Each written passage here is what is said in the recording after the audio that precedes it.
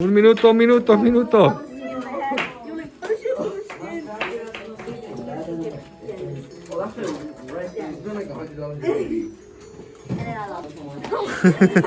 Qué bueno, trabaja. No,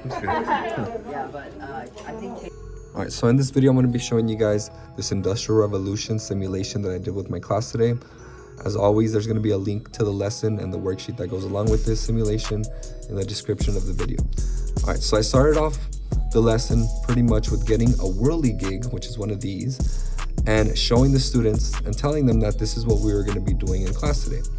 So I told them as the first part of the simulation that only by looking at this whirligig, which I showed them, that I wanted them to take 4 minutes to try to recreate one as best they could with the resources they had available.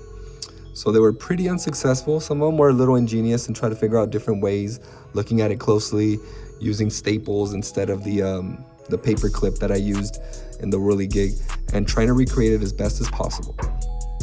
So this means the production was supposed to simulate what it was like to be pretty much like a caveman, right? They work alone, they have no tools, and just trying to recreate one.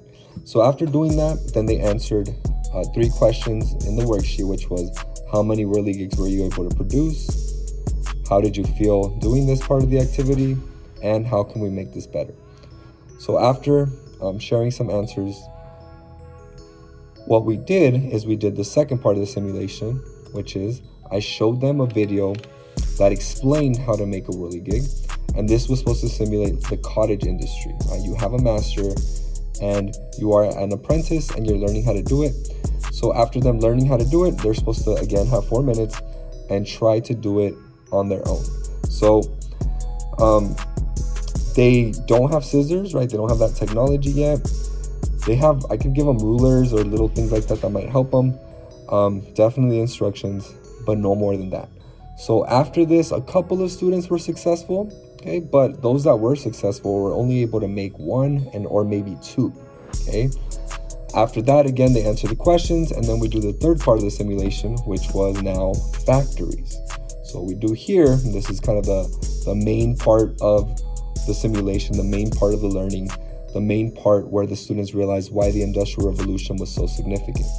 So now, we're gonna, I put the students into groups of 4 to 6.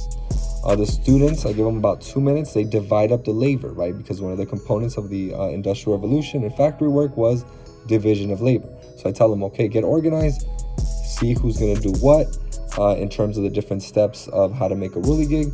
So they get organized. And then after that, I give them machines, AKA scissors, right? So now with these new technology, new machines, work is gonna be a lot easier than doing it by hand. And then finally, we have interchangeable parts, AKA the paper clips. So by the way, a whirligig is really, really rare that they function without a paper clip. So this is definitely gonna make the process a lot better and run smoother. And like I tell them, a paper clip will pretty much work with any paper. That's why it's considered an interchangeable part. Whereas other things that they were using, like bobby pins and different weights that some of the students were trying to do in the previous parts of the simulation, doesn't always work and has to be a specific kind of match, if you will. Whereas paperclip will pretty much work with any paper. So I made sure I explained that to them. Again, it went over the 3 components, and then I gave them again 4 minutes to produce as many whirligigs as they could, and the outcome is overwhelming, right? They're able to create so many now, right? Whereas before they were able to make 1, maybe 2, most were able to make none.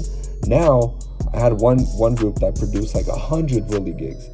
Most 40, 50, 60. So again, they really got to see why the Industrial Revolution was so significant, why this method of these 3 components of division of labor, interchangeable parts, and machines really were able to create this Industrial Revolution, where now we have an explosion of goods in a much cheaper way. And that's another thing that I really hit home. I'm like, look, now that we have a lot more of these goods, the cost goes down, right? The cost goes down because of the fact that now we have much more of these goods.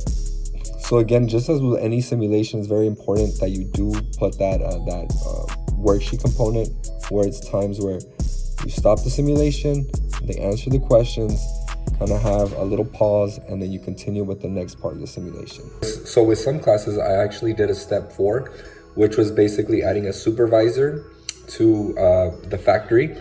And the kids got really into it. Had one kid even tell me if he can ask me a couple of times and if he could fire some of his workers. So again, the kids got really into it. They really learned a lot, and yeah, you should try it out.